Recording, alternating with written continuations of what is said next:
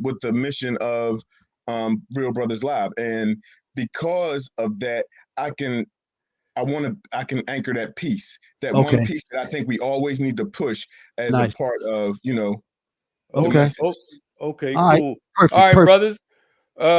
We're on live now. Good evening, everybody. Welcome to Real Brothers Live, Real Brothers for the Real World.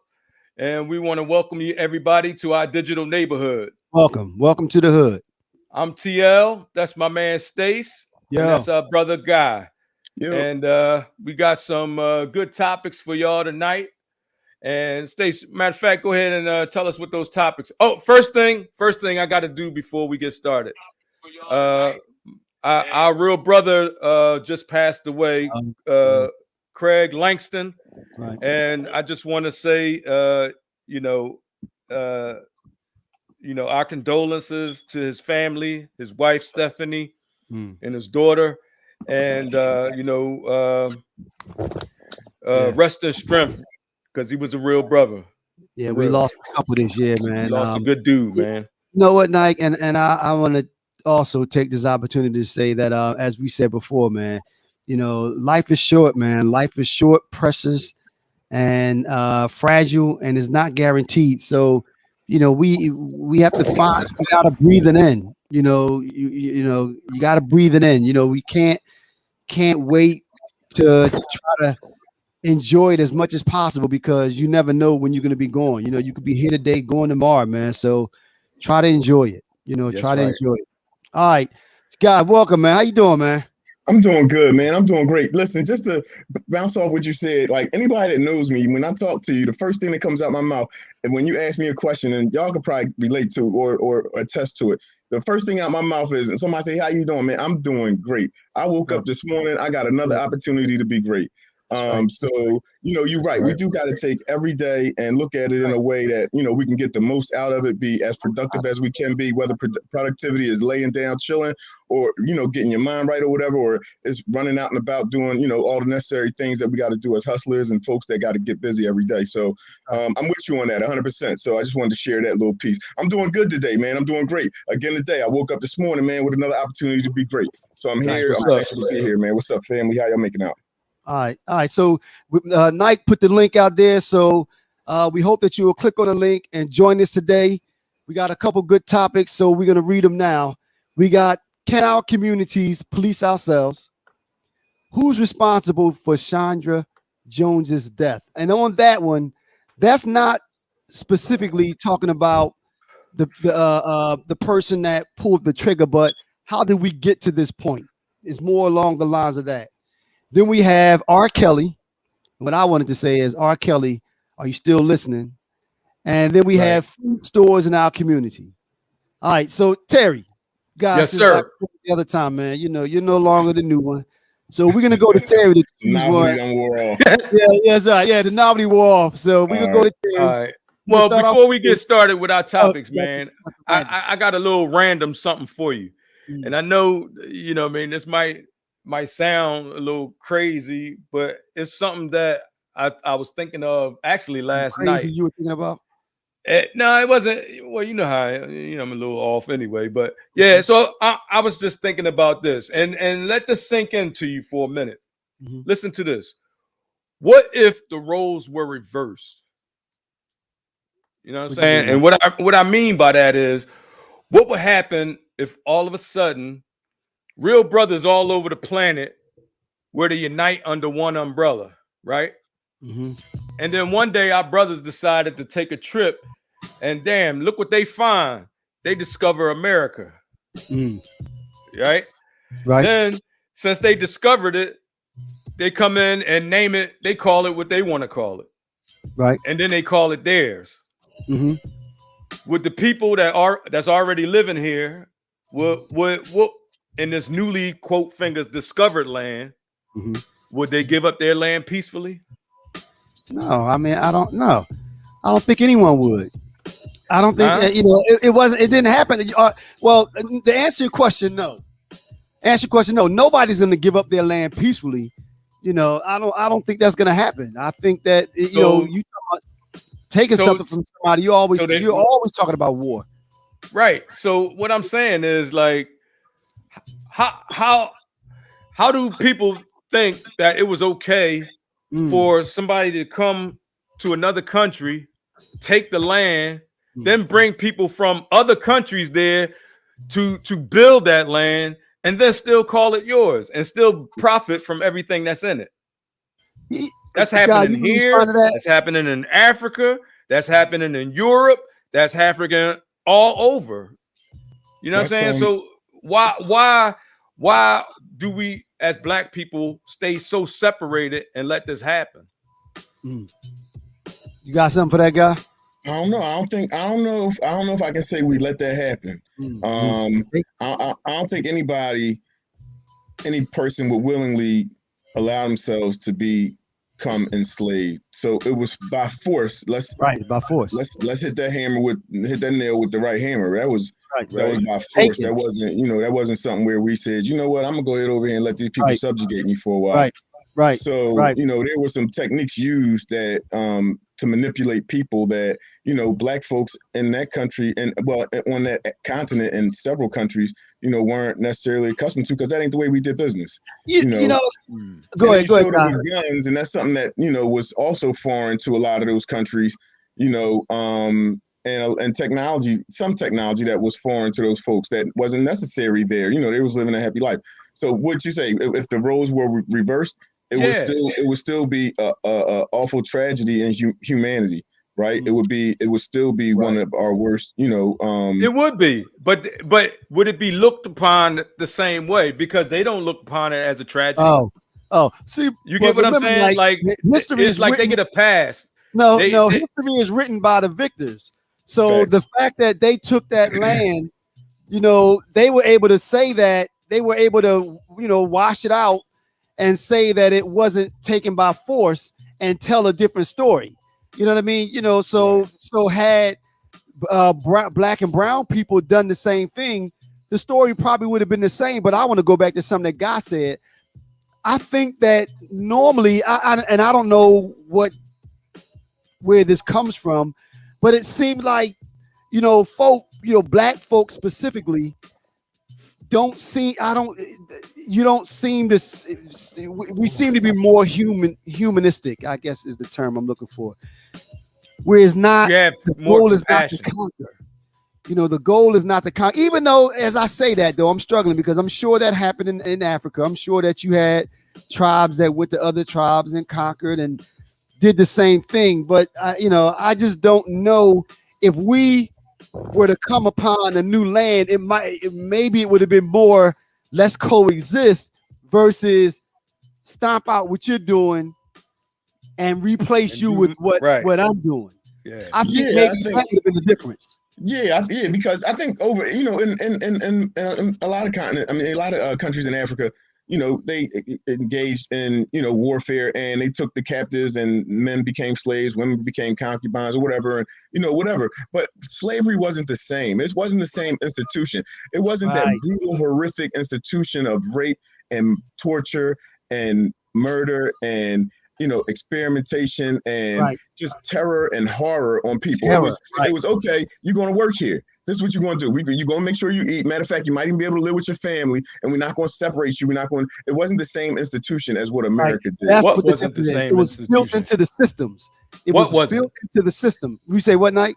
What wasn't the same? Well, you posed the question of whether or not folks, if other folks had done the same. Other folks have done the same, right? It was not at this level. Right. Well, it's been at this level. People have owned slaves in Europe. People have owned slaves in Spain. What Guy is saying, talking about the way that it was built into the systems, though. It never was different. It was generational. It was like you're my property, and all of your offspring and their offspring will be my property. Here's the documentation, And other systems of slavery, it wasn't necessarily slavery that looked like that. It wasn't generational. It wasn't. Yes, it was. In the countries in Africa, I don't know if it was necessarily generational to the degree that it was here. Like you had to pay off a debt, and your debt may have been attached to the labor that you had to provide to pay off that debt. And if it took, you and your son, or if you had to sell your son or whatever, those were different times. But it wasn't the brutality and what we experienced here in America over generations. That was just brutality. That was even. That was just strictly brutality, is what I'm trying to say. I'm not, I don't have a list of countries and what happened in each one, but I think we understand the concept here in America. It was just totally brutal, and it was based on race. And those other places, it wasn't necessarily based on race. It may have been based in faith. It may have been based in something else. And they have a problem, like they have a problem admitting that or teaching that, like the actual history that happened. You know what? Now, somebody came on the radio the other day, and what she said was profound, and I think it made a lot of sense. She said, instead of talking about that institution or this country's brutal history, instead of pushing it to the side and looking at it as a scar forever, if anything, embrace it, and that becomes a part of the character, because you could say, look at what we came from and look at what we strive to be now. You know what I mean? So, in other words, don't deny it, because first of all, it's history, so you can't deny it, but also embrace it and teach it. And that makes the country look even greater. Look at the brutal things that we did years ago, and look at the things that we're trying to do now, or what we strive to be now. You know what I mean? Embrace it. You know what? I agree with you. And what I say, just to go a little bit further, I think that with America has an opportunity, and has had an opportunity for generations to actually really be the moral compass of the world, because of slavery and the brutality that was attached to it, and the racism that continues because of it, right? And the reason I say America has an opportunity to really be, a beacon of morality, is because at any moment in time, America can, number one, reflect on because of it, right? What it committed, right? And then number two, repair that, right? Condemn it for being wrong, and then work to repair it. Once, if we ever get an elected official in office, a president that denounces, first acknowledges that it happened, second acknowledges that it continues to happen, and then third takes steps to repair the harm and the damage that it caused, I think you will probably have the greatest president in American history. And I think you will become, at that point, probably, one of the most moral countries on the planet. But as it stands right now, we live, in a country where it's like, we got to play, that whole we got to hide it game. So that's just my take on that. My problem with that though, Guy, is like, that's a pipe dream. Because I think. Well, let me finish. Like, so if that were going to happen in all of these hundreds of years, it would have happened already.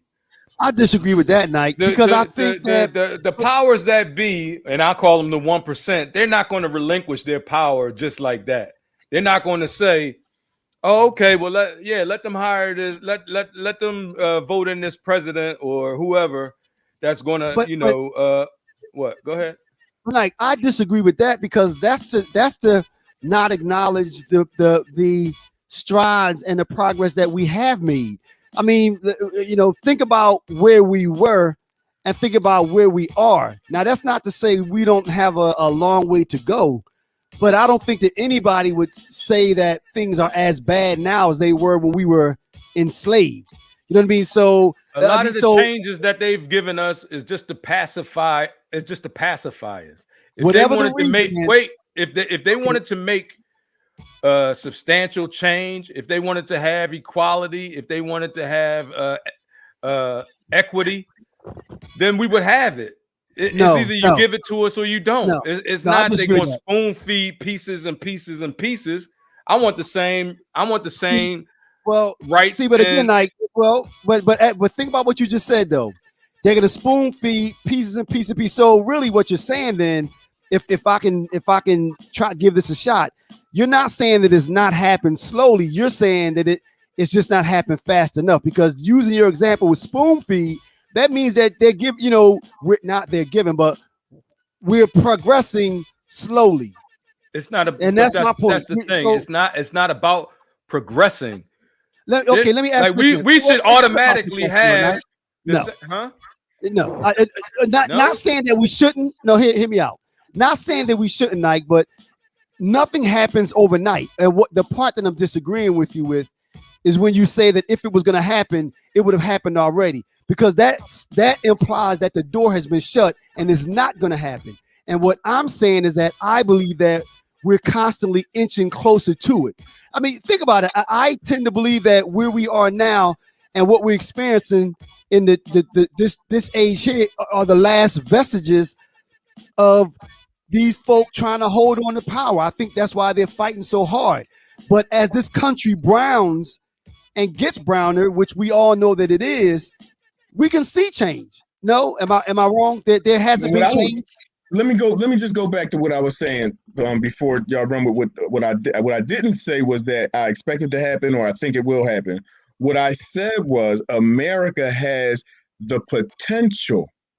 Until that happens, they will have that potential. And I can't see it happening just like you, TL, but I'm just saying America does have that potential.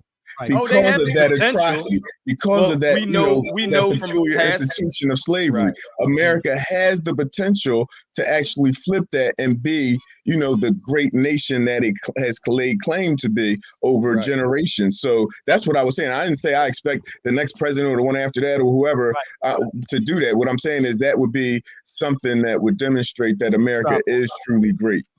All right, now let me read what Princess Clark says. Princess Clark said, the unfortunate thing is there not enough time in a school day to teach this. Our parents need to also have these conversations at home.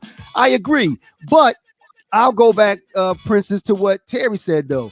You might not have enough hours in the day to run through the whole history of cover the whole thing, but you spoon feed it. We learn in bits and pieces, not the whole lesson at one time. Yo, Nike, that's a good random, dog. Right? No, that's. But what I'm saying is, it's not like we shouldn't be like we're under the illusion that us being spoon fed our own rights and our own liberties is okay. That shit ain't okay. Well, no, right now today. I should have the same equity. I should have the same equality. I shouldn't have to worry about when I see a cop out in the street. Let me ask you this tonight. Let me ask you this then. The question then is, do you see any improvement though? Put it that way. Do you see any improvement? No, we're living in the 60s over again. What? How? Wait a minute. You don't see. Wait a minute. We're living in the 60s all over again. Look, all right, Vietnam, Afghanistan. I want to make some comparisons for you. Vietnam, Afghanistan, right? What do you mean? I don't understand that. I'm talking about the era. Okay. Yes. Yeah. Right. Right. A horrible president, Nixon, and then it was Nixon, and then you got Trump. Well, okay, but they've already been. But Trump. Same okay, thing. No. But let me address that. No. Right. I disagree with that. Trump, we already beat him, right? He was a one-term president. Yeah, this is why you mentioned a horrible president. You said Nixon and Trump. Trump was a one-term president. He had a shot, and we put him out, right? Right. And Nixon was a 1.5-term president, and they both had those wars that we lost. So using that's that why as I'm an comparing example, the same thing. The economy was similar. But this is my question, though. Using it as an example, though, was that an improvement to go from Trump to Biden? Was that an improvement? Depends on who you ask. Like, I'm asking you. It was an improvement on Trump. Okay. But that's what I'm saying. Okay. Like, so it was an improvement on Trump. But so it's not like he's Abe Lincoln. He didn't set the black people free. No one said that. That's not what we're talking about. We're not talking about perfection. We're using your example. We're talking about making improvements. Let me give y'all this. Then we're gonna go to. Maybe we shouldn't do my random. In California, there was a family that owned a property, a beachfront property. They call it Bruce's something. I forget the term. the governor, it was a black family. It become a big tourist spot for black people. The Klan got involved like in 1912, and they took the property for using eminent domain. The governor, listen. The governor just signed a bill to return that property, that beachfront property, to the rightful owners, the rightful family and their heirs. They just got the property back. My point is improvement. Did everybody get their property back? No. But that's better than them saying, listen though. But that's better than them saying that was years ago, you get nothing. That's my point. There's nothing wrong with improvement. That's all I'm saying. You consider that improvement? Yes. Go ahead, Guy.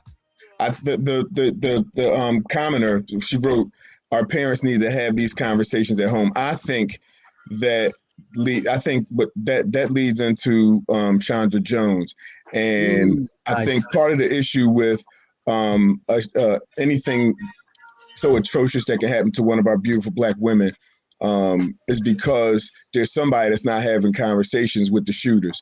There's somebody that's not having conversations with the folks who are around the shooters, and they not having conversations with each other about, what we need to expect from each other. And I think that's a conversation that we need to have. I think those are tough conversations that we need to have.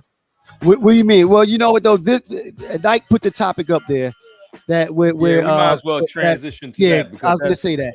Guy transitioned into one of the other topics, which was who's responsible for Chaundra Jones's death. And again, we're not talking about the person that pulled the trigger who's actually responsible. What we're talking about, and I think Guy's touching on, how do we get to this place? So, Guy, do you want to elaborate on what you meant by that? Yeah, what I meant was like times are changing, and when I was growing up, there were while there were murders, right, throughout history, right, there's going to be murders, but it wasn't. You didn't find so many babies being murdered. You didn't see so many young women being murdered. You didn't find so many women being murdered. I mean, that's not to say that the male life should be valued any less, or more. But I think there were, I know there were strict lines that you didn't cross when it came to that. And our community was one that would jump in and intercede, like if something like that happened, and make an example to let folks know this isn't what we're about, and this is not what we're going to tolerate.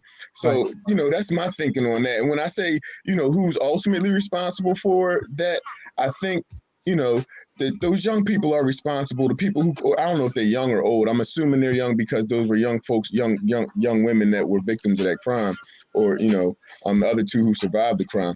But how did we get here? I think we got here because we, lack of these kinds of conversations with people. Yeah. Wow, somebody spamming the joint. You see it? Wow. Spamming. Yeah, you see it? Look, read the comments. That's terrible. See, people don't have anything else better to talk about. They're spamming, but we just won't put it on the screen. Crazy. That's fine. That's fine. Yeah, that don't affect the show at all. Right, at all. But you know what though? But Guy, I think it's when we talk about how did we get to this point, it's the recklessness. Now, don't get me wrong. Remember when in the early 90s, that's what happened. That's when actually the community stood up and they said you have to do something because you had so many stray innocent victims being killed and stray bullets and things like that because people started getting reckless. So, but it's like now it's it's on steroids. People don't care. It's like they just don't care about anything. Someone said that it's almost as if we're not teaching our youth about the value of life. You know what I mean? Right. How did people just get so uncaring? I guess that's a question. How do we get here, though? One thing, and this topic kind of affects me on another level. Like, is really personal because I lost a son to the same thing. You know what I mean? My son was shot in front of his door, in broad daylight. You know what I mean? And lost his life. So my thing is, everybody knows who did it. Right. Everybody knows who did it. but nobody won't say nothing. You know what I mean? Now, okay, that's now frustrating. That's frustrating. Like, see, but now, okay, but listen to this, no, Nike, and I know that we laughed about this. This goes to that whole the whole telling and call it, and actually, that was gonna be one of, I had two thoughts as far as randoms, and that was gonna be one of. But since you brought it up, that will be the question: should someone call the cops if they know who did this? Should they call the cops? Yeah, they should call the cops. What do you think, guy? Or they should, if not call the cops, they should tell the family, let the family deal with it. See, you know what I mean? Let the family call the cops. What do you think, guy? If someone knew who did this, should they call the cops and let them know who caused this tragedy? Well, I gotta say it a couple different things. Well, on the one hand, I guess I'm almost obligated to say that you should call law enforcement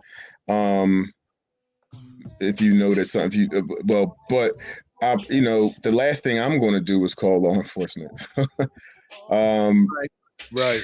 That's a tough one, man. But doesn't that go to what Terry's saying? I think what needs to happen is the community does need to have some system of its own in place to police itself. And I know we're going to get into this a little bit later, but I think it ties into that. See, but doesn't that go back to what Terry just said, though? I mean, if you know what, okay, and I'm gonna just bring it home. I mean, Terry, would you have liked the person that know who did that to your son? If that person wasn't caught, wouldn't you have wanted someone to call the cops? I mean, we have to make it personal. To tell me.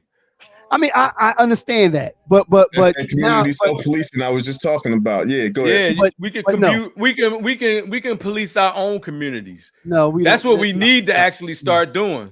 We need to. No, we don't want that. That's another. We don't want that. Another one of our topics for today. So we're gonna. You know what? Stacey want the cops around all the. I know. He about to call the cops right now. We can't even talk about it. You know what's funny? Hey, guy, he about to call the cops right now. Yeah, like, can we at least talk about it, brother? Terry's in North Carolina. Terry's in North Carolina and guys in Philly. Go get him. No, but listen, I mean, because I think the problem is that somehow the thought behind not snitching, and I understand why, Guy, your position is not calling the cops. I understand what you're saying because you think your position is that when they come with too much and they overdo it. I get that. And another thing is the cops don't care. The cops don't care, man. You think the cops give a shit about my son being in the ground? No, see, but it's not. You know what? They don't care. Okay. You know what? Maybe they don't. Maybe they don't. I've been through the They don't care. All right. Okay, go ahead. Let's hold up. Chill for a second. Here's a number for you, right? In the city of Philadelphia, less than 30% of all homicides are solved. Less than 30%. So calling the cops is going to basically say, I got a 70% chance that they're not going to find out who did it anyway. Right. So but if well, and as I always say, I always tell people, you have to be your best advocate. If I know that someone did something and I'm calling and I let them know, it's not going to end there. I'm going to go down. I'm going to say, look, this is the proof that you need. This person did that. Something has to happen. I think that's the problem. And Terry, see, now I think your position is shifting because in the beginning you said everyone knows who did it. Then you said that, right? Right. So maybe let me scratch that. Someone knows who did it. What should they do? If they know who did it, no. We're talking about this situation with the young lady. The person that knows who did it, what should they do? They should tell the family. And then the family should have the option. If they want to call the cops, they call the cops. If they want to take care of it another way, if they want to, do whatever, then they have that option. But what I'm saying is people shouldn't just sit there when people are getting murdered every day, you know what I mean, for bullshit. Like when you kill when a black person kills another black person, there's no need There's no need for a black person to kill another black person. I don't give a shit what they did, unless they killed somebody in your family or and all that. I can't say because I've been through it, and I can't say, I can't sit here and tell a person, oh, you can't go and handle that, because but the problem I know how is it feels to have that happen to you. This is why it's unfortunate. This is why it's unfortunate. Because and it goes back to what we said before. See, and this is the reason why I don't think that we could subscribe to an eye for an eye, because that's what you're talking about. I'm not a Malcolm X. I mean, I'm not a Martin Luther King type of dude. I'm more like a Malcolm X, or like, an eye for an eye. You know what I mean? Like, see, now look at what Princess said. The sad reality is the person who was killed was not the intended target, and that's my problem. Because what you're doing, I think, is you're forgetting about the human nature aspect of it. Now, let's just play it out and extrapolate on it. We know who did it. The person go tells them Larry did it. Go tells the family. The family go kills Larry. So what does Larry family do? Larry's family. Larry shouldn't have killed that girl. No. What? Okay, guy, I'm coming to you. We tell everybody that Larry did it. We tell the family that Larry did it. The family go kills Larry. What does Larry's family and friends do? They probably want to kill somebody too. So and then that person. So when does it end? That's what I'm saying. I mean, we can't forget about the human nature aspect of it. And once you start down that path, there's no ending. There's no ending. You're talking about the Wild Wild West. And I agree with you. I agree with you. And I'm gonna tell you why. Me not doing what y'all know that I would. Absolutely. That's right. You broke the chain. That was the hardest. That was the hardest thing that I ever did not do. Absolutely. You said that in the podcast with Guy, and you're right, because I mean, and I remember that night. It took more strength for me not to do something. Absolutely. Absolutely. And that's because I'm trying to be. Consequences has to be that the consequences for this type of tragedy has to be these things aren't going to happen in the dark. If you commit these kind of crimes in the dark, and as you say, Nike, people know who did it, somebody's going to mention it, and then somebody's going to let the proper people know who did it, and they're going to be knocking on your door. That's what will slow things down. The reason why this stuff continues to happen is because they know that Black lives don't matter, because nobody's going to say anything. Like you said, people know who did it. That they're gonna say, you know what, that happened. That's the code in the street. No one says. Here's another thing that I want to touch on that you just said. That. Where are our leaders today, right? So the only time we hear from our leaders is when there's a tragedy, right? Not a tragedy like this girl getting killed. We ain't heard nothing about that. Where's Al now? Where's the rest of these people, these leaders, right? You don't hear you don't hear nothing from them now. But if a cop was to kill that girl, then it would be outrage in the street. Well, where's that same outrage? Where's that same? Where's I those? Disagree with that. Now, I see the outrage. Now, you know what? I disagree with that, because it's got, at least locally, there's been some attention played to it. I'm not sure. Absolutely. Maybe it might be where you are. I'm talking about as far as our leaders are concerned. That's what I'm talking about. We don't have any leaders, bro. We don't have any. I'm talking about like Al Sharpton. What's the other dude? Who they leading? Who they leading? They just marching and protesting. And guess what? Don't nobody care. Don't nobody care about them marching and protesting. Okay. As They've we been talked doing that about for years. They've been doing that since the 50s. See, but again, and it's to say that they're not trying to do something about gun violence is not true. You don't see them trying to have gun buybacks and remove guns from the street. Have you seen those things happen? Yeah. Did it work? Okay. It removed. They collected 100 guns. That's 100 guns that would have been out on the street that are now not on the street. Do we need 100 guns? Shit, I got 100 guns. But the fact still remains, though. I mean, well, as I said before, I'm a believer in increment. You got to help me, Guy. Incrementalism. Incrementalism. No, man, I mean, nothing happens overnight, you know, and unless, well, what y'all talking about, you either one extreme, you talk about the wild, wild west, where it's wherever goes, or the next, or the other extreme is that you have people that can knock on your door, Brody into your house, and forcefully remove the guns from your house. And we don't want either. So, it has to happen. It has to happen the right way. It has to happen the right way. To our next topic, man. So, can we police ourselves? Now, just real quick, Lynette said that she agreed it's a vicious cycle, and I hope and think that she's agreeing with me that if you don't, if you allow people to just run buck wild, it won't end. But all right, Nike. All right, Guy, you want to address that? Can our communities say it again? Can we police our own community policing or self community policing, community self policing? Right. I think we should. I think it's necessary. Listen, I'm all for defunding the police.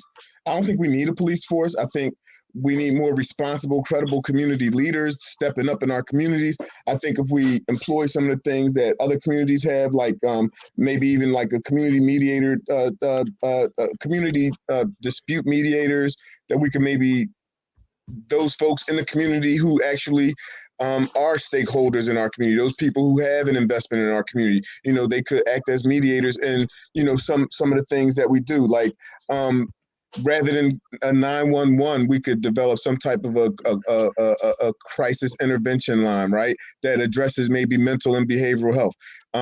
Right now, there's,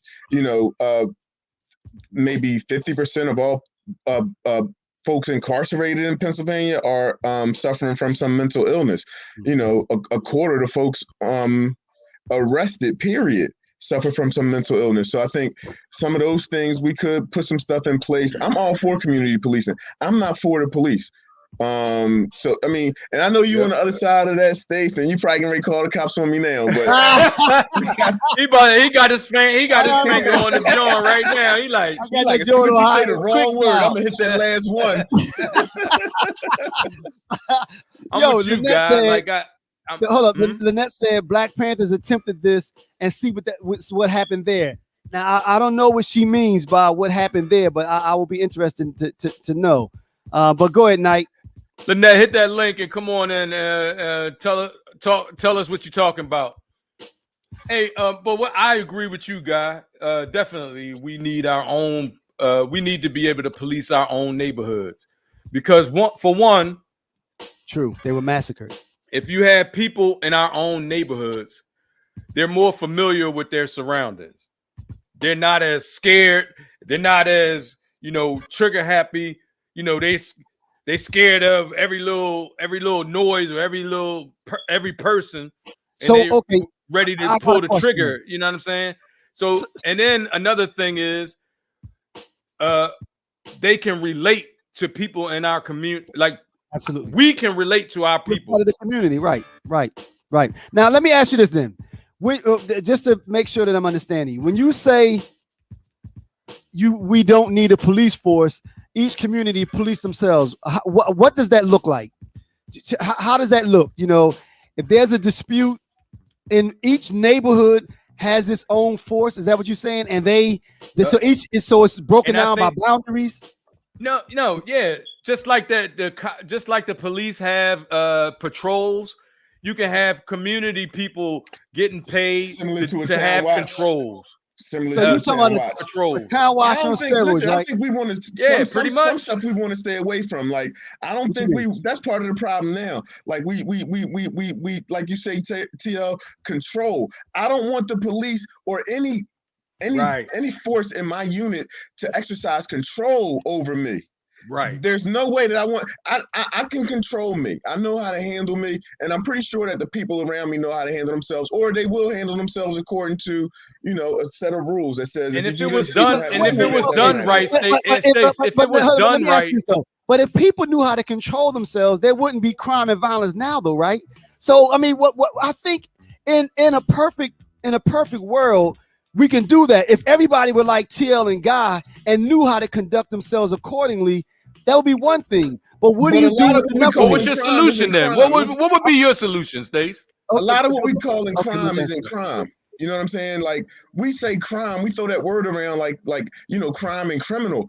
A lot of the things that we are calling criminal or calling crimes aren't necessarily crimes. Okay, go ahead, Guy. Finish your thought. So I'm just saying that's like victimless crimes and crimes that are committed out of financial need and all that type of shit. That's not crimes though. So it's crimes because it's a crime on the book because it's codified. No. Okay, let me ask you a question, guy. You talking about a crime of need?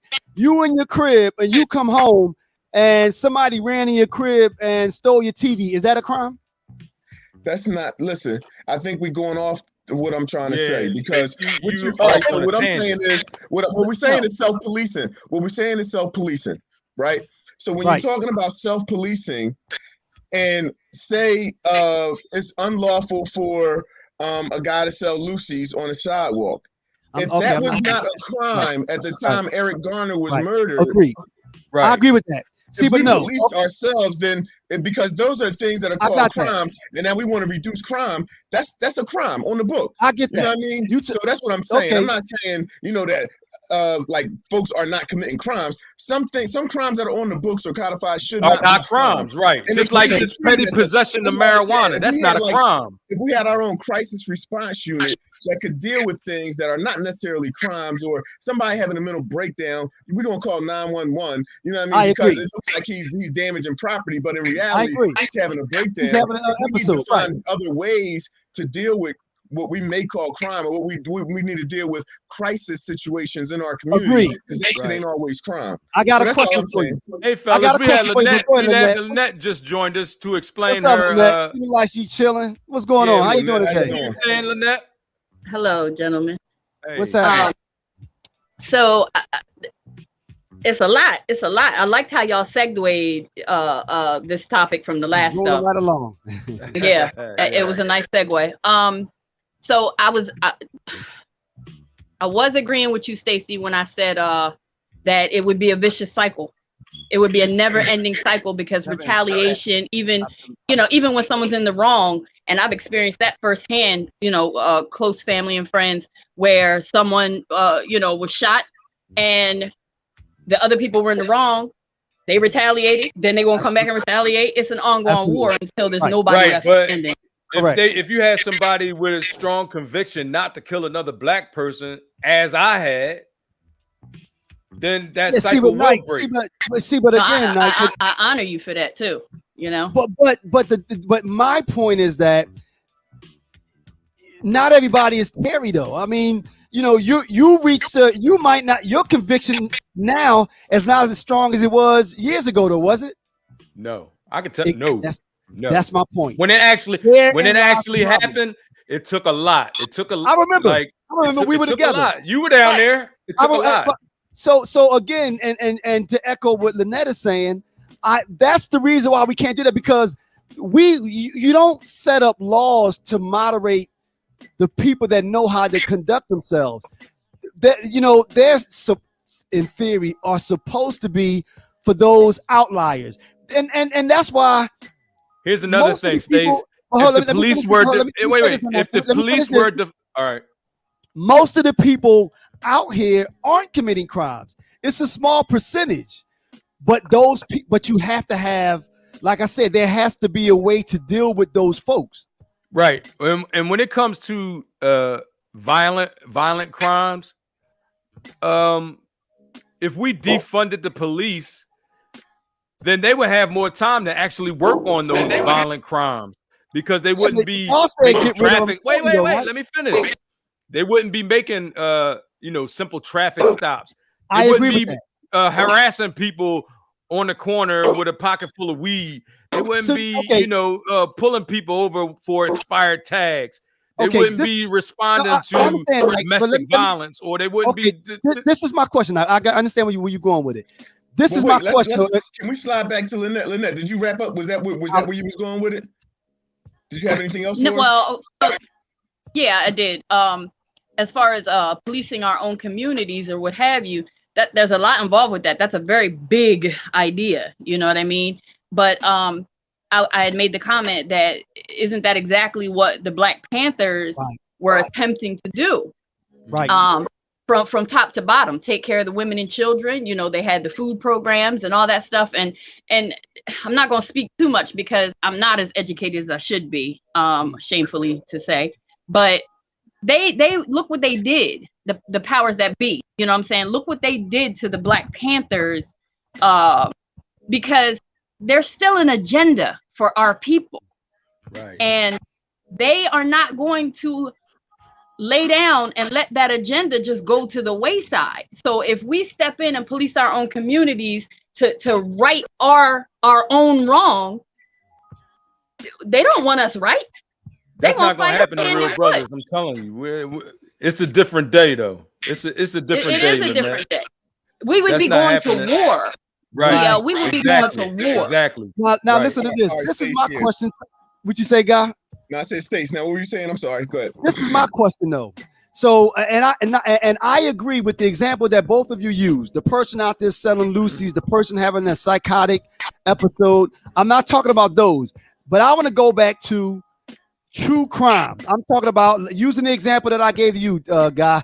Somebody breaking into the crib. I'm talking about murders. I'm talking about gun violence. The other day, I got out of my car in front of my place now. It's like a drag strip. Because it's a long strip, and they get up there doing like 80. I mean, actually racing, like unlawful street cars. Dude, when I got out of my car the other day, you wearing your phone out, ain't you? Absolutely, I did. But listen to this though. But now tell me. But listen to this though. I was on the phone. Listen, Lynette, they give me heck for calling the cops. But listen, I'm on the phone. But listen, hear my story though. I'm on the phone with the police, and I'm saying, listen. Yo. So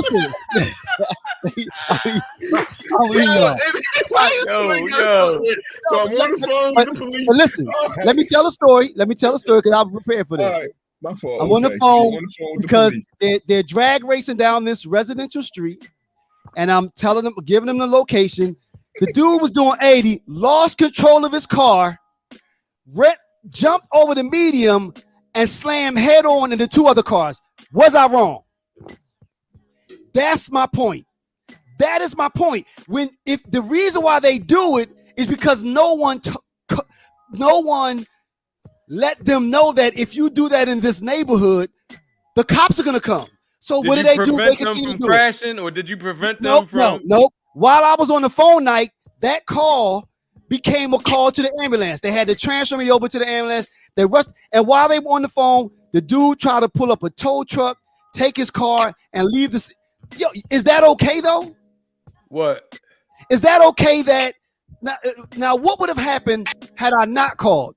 He would have picked up that car. He would have ran into those two cars, and then the same way that y'all are talking about the fact that people are being killed and no one says anything. He would have left the crime because there were no police officers there. Am I right? So was that the right call to have called? That's a question for you, Guy. What? Why you gonna lay that joint in my lap? I need an answer.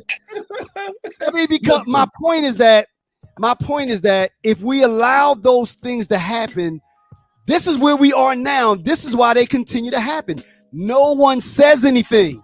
That's my point. That's the problem. Right. That's why we are here. Right. All right. I'll give you that one, Stace. I'll give you that one. Exactly. Bad accident. You call 911, try to get an ambulance. I give you that. No.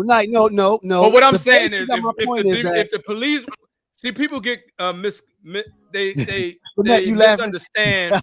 They misunderstand the phrase defund the police.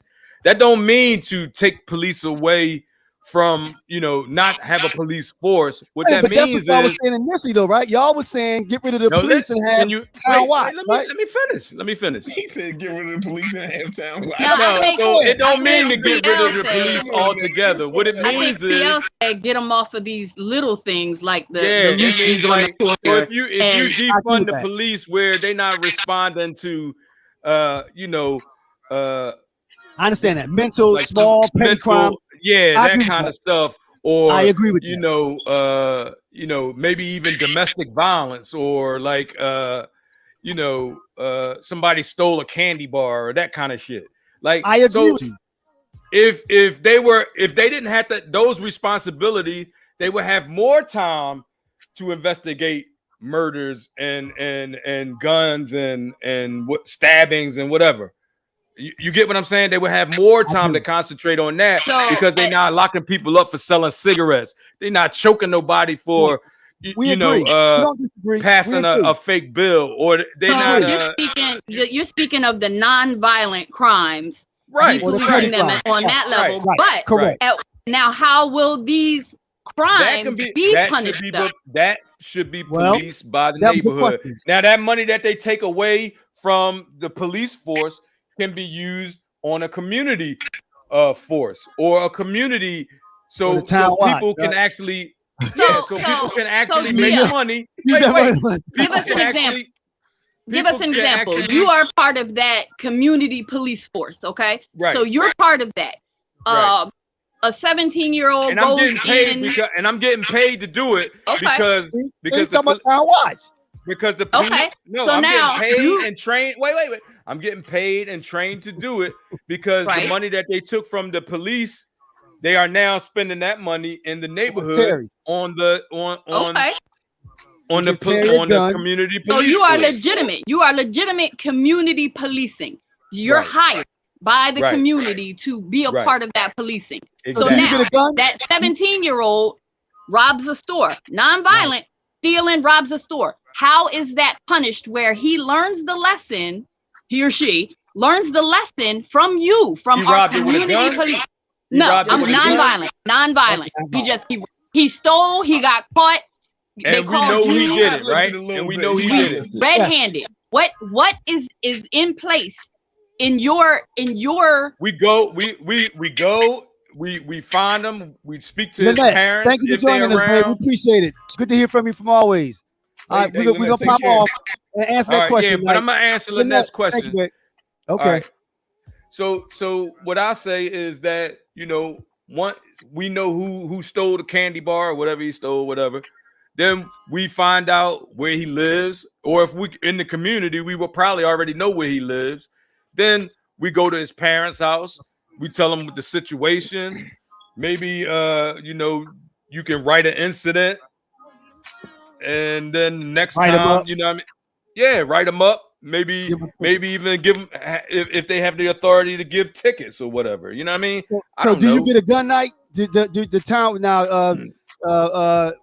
Wait. Do they give me a gun or am I taking a gun? Which one is it? No. If you the hired Town Watch, does the Town Watch have a gun? Do they have guns or no? I don't know about the rest of them. I got mine. See, right? You the wrong one to be in the Town Watch. I don't know. You the wrong one not gonna be in the Town Watch. So, guy, when we talk about this Town Watch that Terry will have, this is this what you see? A town when you say defund the police, you say defund the police and implement a Town Watch on steroids. Is that what you believe?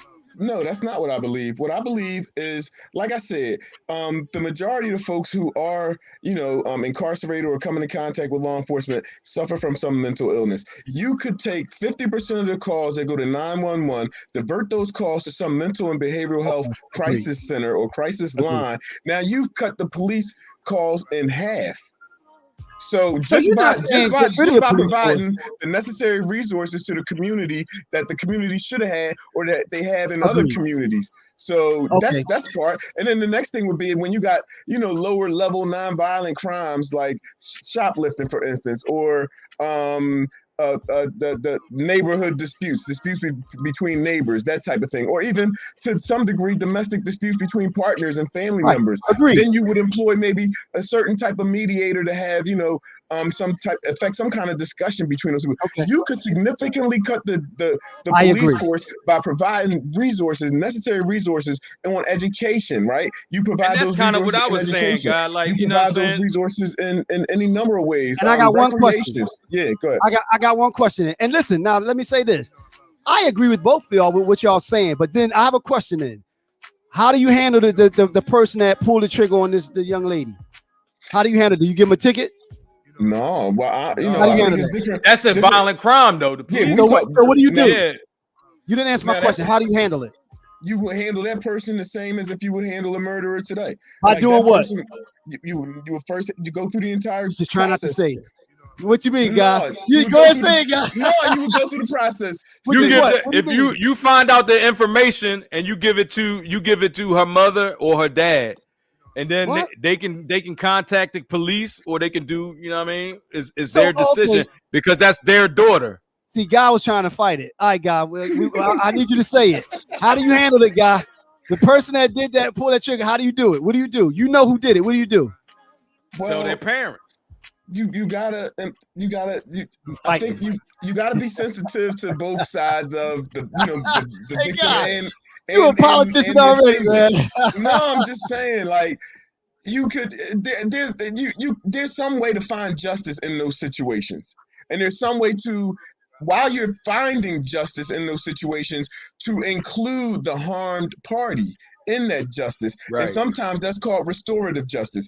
And in restorative justice, it seeks to involve the community or involve the offender, also involve the victim or the survivor, in a way that it restores each person to a place where they were before. And it makes that offender, it puts them in a position where they can become productive and where they aren't engaging in those type of antisocial behaviors. So I think that's all part and parcel with restorative justice. And I think you would employ, that type of a strategy that involves the victim or the survivor, and it also involves the offender, so that in a collaboration we reach a point where the community is made whole again. Right. I think to put a button on it, I think we all seem to agree with 90% of it.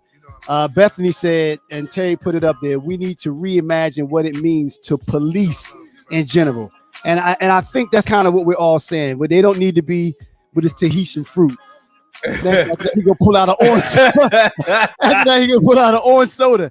You know how we do. We got a couple more. We got a couple more topics that we was looking at. So which one y'all want to go with next? Because we only got a couple more minutes. We got R. Kelly, and we got food stores in our community. Okay, where we going? All right. So we gotta go with R. Kelly, man. We gotta go with R. Kelly. No. All right. So he was found guilty, and he was sent up. Justice served. Oh, I guess. Okay. Two questions. I think we all agree that if he he was found guilty, so he should go to jail. Are y'all still listening to him? I mean, are you done with him now, or what? What happens with that? Y'all still listen to him? I wasn't never really a big R. Kelly fan. His most popular songs that they always had in rotation on the radio, I listened to them joints. But as far as me personally, I don't think I've ever purchased an R. Kelly product, whether it was from back in the day when it was cassette tapes, or when it went to CDs, or when it went to online digital versions. I've never purchased the R. Kelly product. Mm-hmm. But I think he did make some fire. He made some fire. I can't front. Some fire. So okay, go ahead, Nike. No, I don't purposely play his music, but sometimes I might have the radio on when I'm going to the store or something like that, and it come on, and I'm singing the joint. Then I'm like, wait a minute. Oh yeah, no, fuck that. You know what I'm saying? Then I might turn, but that's like halfway through the song before I remember. You know what I mean? Because I'm not thinking about him as the person. I'm just jamming through the song. You feel me? Right. Okay. All right. I guess that was an easy one. We're all on the same page with that. All right. Yeah, but fuck that nigga for real. You know what I mean? He's not gonna have an easy time. You know what I mean? I don't really fuck with him like that. You know what I mean? Simple terms. I mean, I like his music. I'm rarely a fan of a person. I'm as a music lover, I'm rarely a fan of a person. Now, there's some people like Stevie. I'm a Babyface fan. I'm a fan of the person.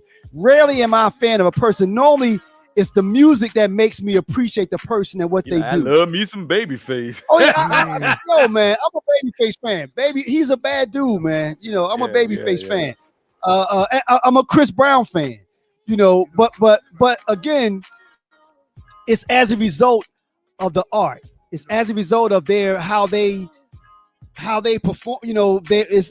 How they express themselves artistically, and it gives me a different appreciation for them. So, what happens with that with me?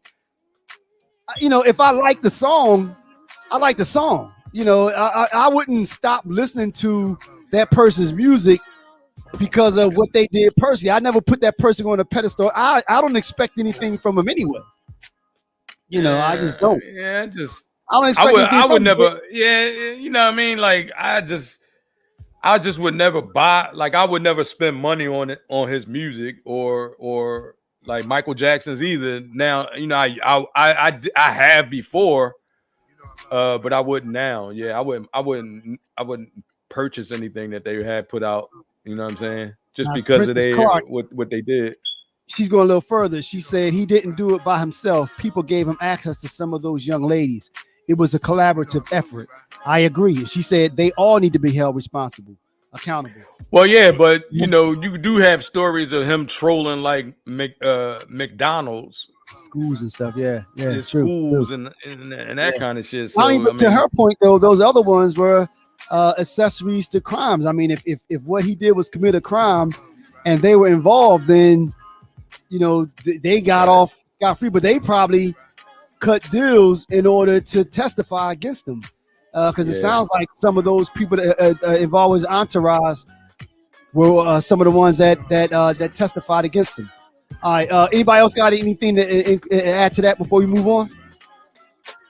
Nah. No. All right. So is this the last one, Nike? Yeah, that's the last one. What is it? Food stores in our community. Food stores are not right. Yeah. All right, guy. What you got with that? I think this one came about. We was talking and we got on the topic of down there in Chester, PA, where they finally got a supermarket. Like for years, for maybe decades, Chester didn't have a supermarket. Wow, and that's a whole city. You know what I mean? And and I think that happens a lot in our communities. I think a lot of times, we don't have sufficient food stores in our communities. We don't have nutritious alternatives in our communities.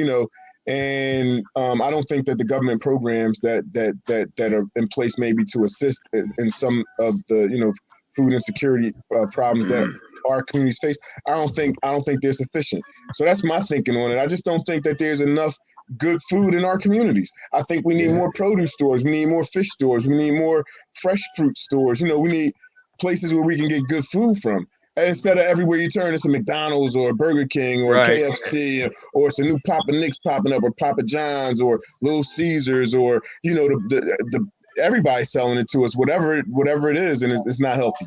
I got two things to add to that. Food deserts. The one thing about McDonald's and all of these fast food places, the shame of it is that it's cheaper to eat at those places, right? Exactly. Than to go into a supermarket and buy fresh vegetables or fresh food. You know what I'm saying? And full disclosure, it kind of makes you think: is that on purpose? Like, no. Let me say something. Full disclosure, though, I do work in a supermarket. So let me just put that out there. But the reason I think what you just said is the answer. Supermarkets couldn't figure out a way to make it profitable to have that, because if you think about it, especially when you're talking about, it's easy to load up your shelf with cans because cans are a non-perishable item, so they can sit up there for years and you just hope somebody buy it. Whereas if you put up their fresh produce and it's not purchased within a couple days, you got to trash it. So you still got to have it. So because you're a supermarket, you're not going to just had trashy produce because you think somebody not gonna buy it. But as you just said, though, I mean, people are in businesses. Supermarkets exist to make business, to make money first. I understand that, but you still have to put out a certain amount of quality product, whether whether you're trying to make a profit or not. You can't just feed people anything. Well, that's as we see. Yes, they can, and that's why they did it in Chester. You can just feed. You could do as long as you're not breaking up. Absolutely. Now you can say, should you? That's one of the worst things for our community that's going on right now. I agree, But because again, we're you not talk about getting the the proper reality. nutrition. Agreed. People getting sick. But think about what you just said though. And let's take it a step further. McDonald's and those fast foods, you know why they work? Because it's fast food. You got the single mom or the mother and father birth, and it's cheap. So let me finish my point. So now you have the mother and father out working all day. They probably don't have enough time to go home and cook a full a 3-course, 4-course meal, healthy meal. So what do? They go get a burger because it has lettuce on it for the vegetables, it has bread, it has meat for protein, and it has cheese for milk. I mean, they cover that's the meal. That's the meal. God damn. No. I'm not saying it's right, no. but that's what happened. And here's another thing. I'm gonna tell you something else. That the media and the people in charge of all this shit ain't telling everybody. There's a food shortage. Oh yeah, it is that. There's currently a food shortage. There's a problem. If you know, there's a distribution shortage. Not just food. There's a distribution shortage. Everything. There's a food shortage. I'm not talking about distribution. I'm talking about food shortage. If you notice, everybody and their mama got a chicken sandwich. Even Taco Bell got a damn chicken sandwich, right? They got to keep up with this supply from all these fast food places. Everybody got a chicken sandwich. That's why you go out to buy some chicken. You get a pack of wings. It's almost like $5. And I'm like, damn, $5 for a pack of wings? You've been complaining about the lack of chicken for like the last week, the last year. Yeah, but I'm saying because it's true. Beef the same way. It's a supermarket. I hope you get the chicken. Wait. Venus went to go shopping today, right? Love chicken. He loves chicken, and you love to eat chicken. I love chicken. and some watermelon. Give it to me. Give it to me. Chicken and watermelon, collard greens, all that. Give it to me. Right. But what I'm saying is, even beef, they had a thing. You can only buy 2 packs of beef. Like when they start rationing, it's not on the news every day, and they not coming out and saying it. But go to your local supermarkets and check out the meat aisles. Right. There has been. But you know, actually though, 2 things. They still haven't fully recuperated from the lack of employees during the COVID, because remember, all those people that worked at those factories stopped working and didn't go back, and so therefore, not only did they not have the workers available to them to work the factories, they stopped because remember, we were closed for 18 months about. Right. And so therefore they weren't raising the food that they should have had. That Farms was raising it. Man, who? Farms. Nope, because the farmers didn't have the workers. Also, you have a bunch of ships that can't dock because you don't have dock workers to offload the ships. Right. And it's even worse over in Africa, all these because they get a lot of their produce and stuff from here. That's right. So the supply line is kind of short, right? But you know what? They're not going to tell you that. That's why the prices of everything is going so high, because shit is running out, man. And what's going to happen when food run out? People going to start going crazy again. You know what I mean? No, get your gun, man. Hey, ain't no food at my. Don't come to my house and don't come to my house asking for no food. We know where the food is, shit, but it ain't food.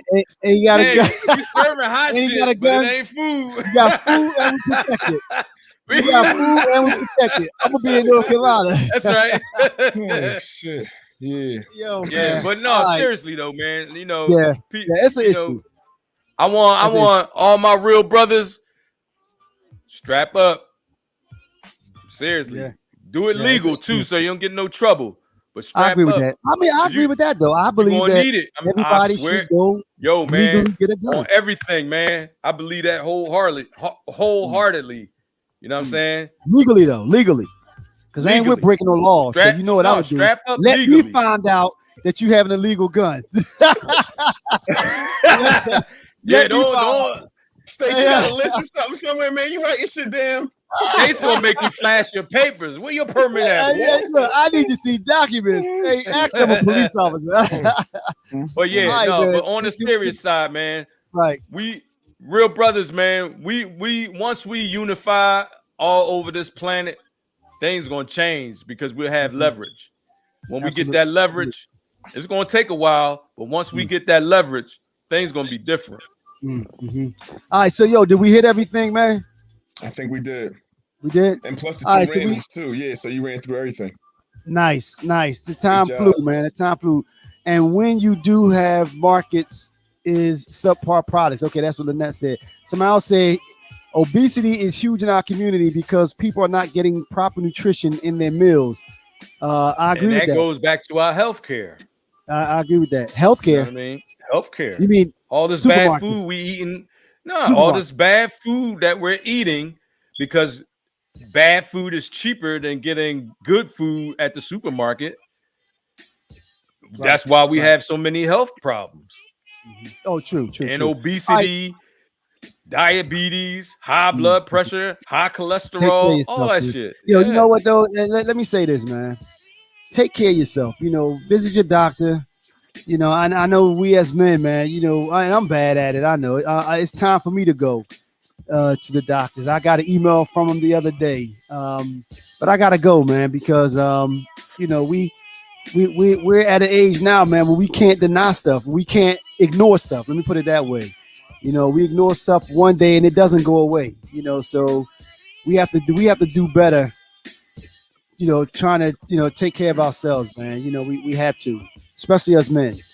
All right, so we ready to round this thing down, man? So yes, sir. Yeah. All right, we my last closing thoughts.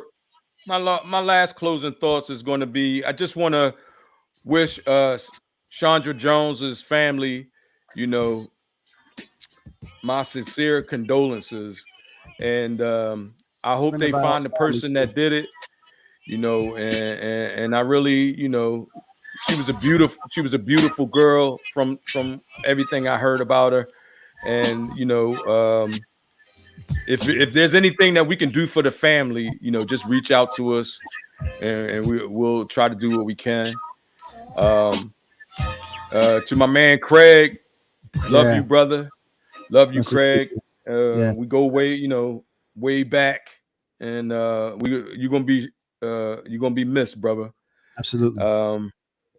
That's all I got right now. And strap up, real brothers. Strap up. U.S., Africa, Asia, everywhere, man. Unite. We gotta unite. Gotta unite. I think all I got. I just wanted to say, my heart goes out to the family of Chaundra Jones and her two beautiful babies, and you know, if there's anything that can be, you know, I can do to probably give any kind of support to that family, just shout us out here on Real Brothers Live. And I just wanted to say, you know, I hope that, you know, if you enjoyed the podcast and spread the word, let somebody else know, share it with somebody else. And listen, thanks for having us. We appreciate you all. Absolutely. Thanks for tuning in. And you know what though, and I guess I know Terry and Guy give me heck about it, but we have to, you know, if you see something, say something. I mean, you know, I'm a firm believer that these things continue to happen because we allow them to happen in our community. We allow them. You know, they think that they can come in our community and just do anything, and no one's going to say anything. There's no consequences. That's the thing. There has to be consequences. Okay. You know, so you know, we have to become a little bit more. No, it's a fine line between, you know, retaliation and consequences. Right. But hey, it is what it is, man. You know what I'm saying? No, I'm not saying that part. No, I'm just saying, like, I'm not saying that nobody should kill nobody else. It has consequences. I'm living by the black code now. You know what I mean? I'm living by the black code. Oh, these are my closing words, Nike, not yours. You already had your chance. You should have said that. My bad. All right. So, yeah. So, you know, being, you know what? I think, you know, I'm glad you chimed in though. I'll say it this way: be involved in your community. You know That's what's it. going on. That's Know it. what's going on. You know what? And to your point, Nike, if you know that something happened, at least do something. Don't let those things go unchecked. I think we can all agree with that. Right. Whether it's tell someone. How about Right. that, y'all? Can I get with that? I like Tell that. That someone. sounds good. Tell somebody. Okay. Right. Tell someone. You know, y'all know who I'm gonna tell. Y'all know who they're gonna tell. But tell someone. We you know, like Terry said, there has to be consequences. Y'all. We have to get away from this, you know, closed mind, or I'm not gonna get involved. We have to get away with that. We have to get away from that. If you know something, say something to someone, and then someone else can make a decision on the way that situation needs to be dealt with.